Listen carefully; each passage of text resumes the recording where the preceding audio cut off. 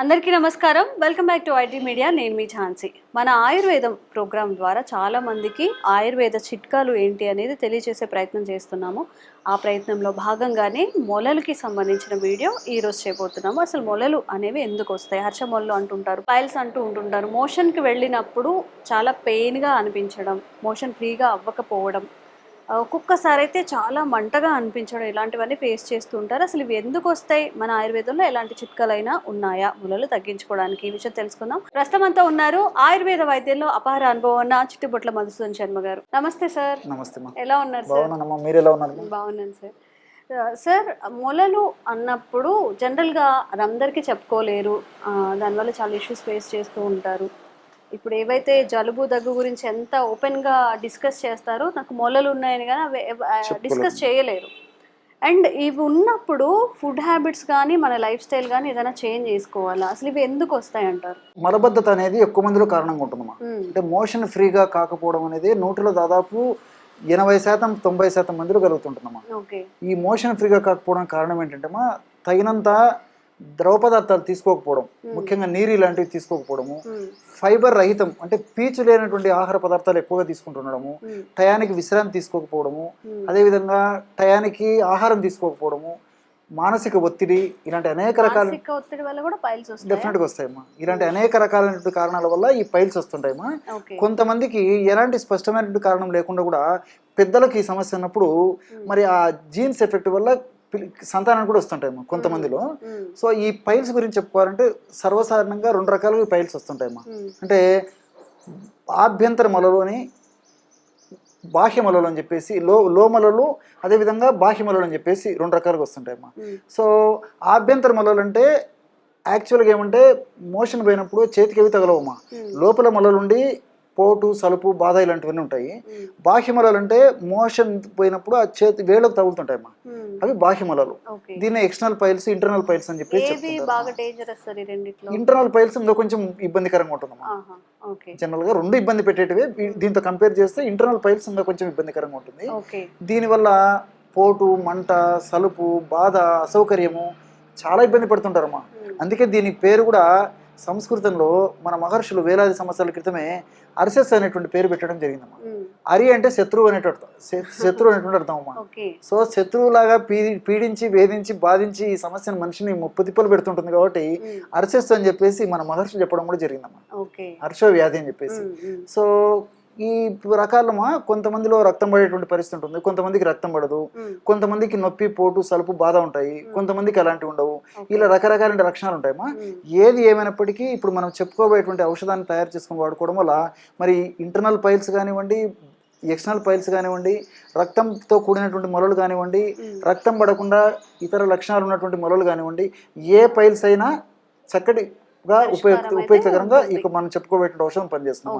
దీన్నే ఈ పైల్స్ ని హెమరాయిడ్స్ అనేటువంటి పేరుతో పిలుస్తుంటారు. అదేవిధంగా మీరు అన్నట్లు అర్షమొలలు అనేటువంటి పేరుతో పిలుస్తుంటారు, కొంతమంది మొలలు అనేటువంటి పేరుతో పిలుస్తుంటారు.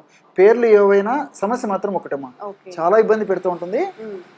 కొంతమందికి మరి తప్పని పరిస్థితుల్లో వాళ్ళు ఆపరేషన్ చేయించుకున్నప్పటికీ కొన్నాళ్ళు బాగుండి మళ్ళీ మొదలవుతుందమ్మా. ఈ పరిస్థితి కూడా కొంతమందిలో కలుగుతుంటుంది. ఏది ఏమైనప్పటికీ చక్కటి ఫార్ములా చెప్తాను చూడమ్మా. దీనికి కావాల్సిన పదార్థం అమ్మా, చెప్తే ఆశ్చర్యపోతారు. ఒక్కటే ఒక పదార్థం అమ్మా, కుంకుడుకాయ. జనరల్ గా హెయిర్ వాష్ కోసం. ఎగ్జాక్ట్లీ అమ్మా. సో చాలా మంది ఏమనుకుంటారంటమ్మా, కేవలము హెయిర్ వాష్ కోసమే చెప్పేసి ఈ కుంకుడుకాయని వాడుతుంటారమ్మా. సో సౌందర్య సాధనాలు కూడా కొంతమంది వాడుతుంటారు, ఇంటర్నల్ కూడా వాడుకోవచ్చు. ఈ కూకుడుకాయ చాలా జబ్బులకు పనిచేస్తుందమ్మా. రక్తాన్ని శుద్ధి చేసేందుకు ఉపయోగపడుతుంది, తర్వాత అలర్జీని తగ్గేందుకు ఉపయోగపడుతుంది, రక్త వ్యాధులు, చర్మ వ్యాధులు రాకుండా ఉండేందుకు, వచ్చిన వ్యాధులు త్వరగా తగ్గేందుకు ఉపయోగపడుతుంది.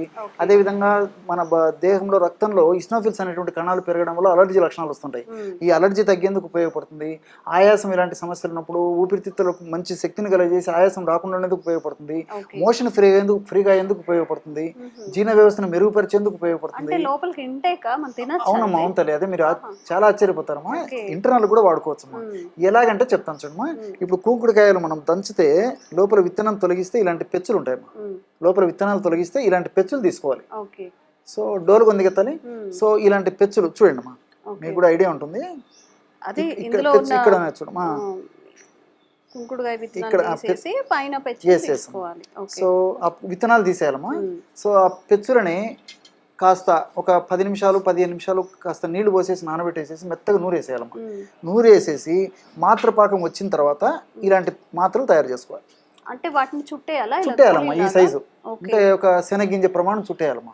చాలా ఈజీగా అమ్మా, ఇంత ఒక గంటలో మెడిసిన్ కూడా రెడీ చేసుకోవాలి. ఇలా చుట్టేసి డ్రై చేసేయాలమ్మా, నీళ్ళు అలాగే పెట్టేసేస్తే. Only కుంకుడుగాయలేనా sir? అంతేమ్మా, ఏం లేదు, జస్ట్ కుంకుడుగాయ. చాలా ఆశ్చర్యపోతారు, అదే చెప్పాను కదమ్మా. సో ఈ విధంగా తయారు చేసినటువంటి ఈ గోళీలని ఒక రోజు కానీ 2 రోజులు కానీ డ్రై చేస్తే బాగా డ్రై అయిపోతాయమ్మా. ఒక గాజు సీసాలో నిల్వ ఉంచుకొని రోజు ఉదయం ఆహారం తర్వాత ఒకటి, రాత్రి ఆహారం తర్వాత ఒకటి. అంటే ఆహారం అంటే టిఫిన్ చేసిన తర్వాత టిఫిన్ కానీ భోజనం కానమ్మా, తిన్న తర్వాత ఒక 10 నిమిషాలు ఉన్న తర్వాత ఒక గోలి ఒక మాత్ర మింగేసేసి, ఒకవేళ రక్తం పడేటువంటి మొలలు అయితే మజ్జిగతో తీసుకుంటే మంచిదమ్మా.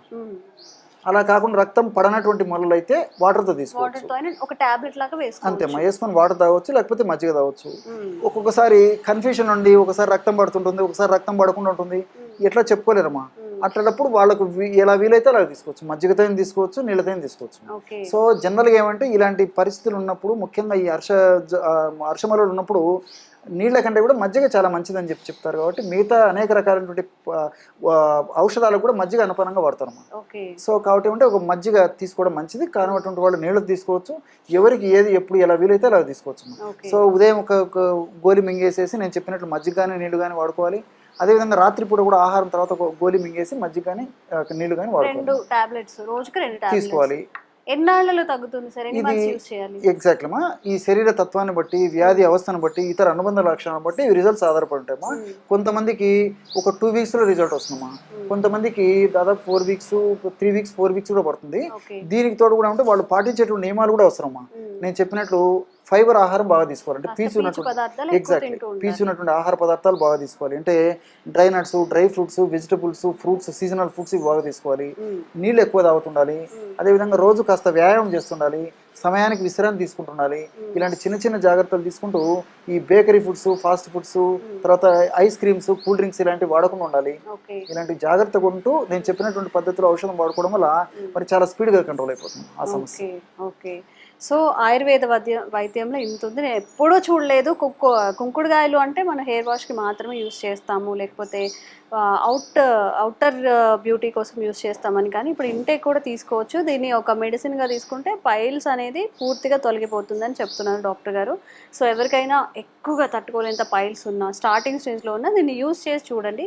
ఒక 1 month 2 monthsకి పూర్తిగా తగ్గిపోతాయని చెప్తున్నారు. కాబట్టి ఎలాంటి సైడ్ ఎఫెక్ట్స్ కూడా ఉండవు. కాబట్టి తప్పకుండా ట్రై చేయండి. ఇంకెలాంటి వీడియోస్ మీరు కోరుకుంటున్నారో కామెంట్స్ రూపంలో తెలియచేయండి. తప్పకుండా వీడియో చేసే ప్రయత్నం అయితే చేస్తాం. Thank you sir, thank you so much. నమస్తే.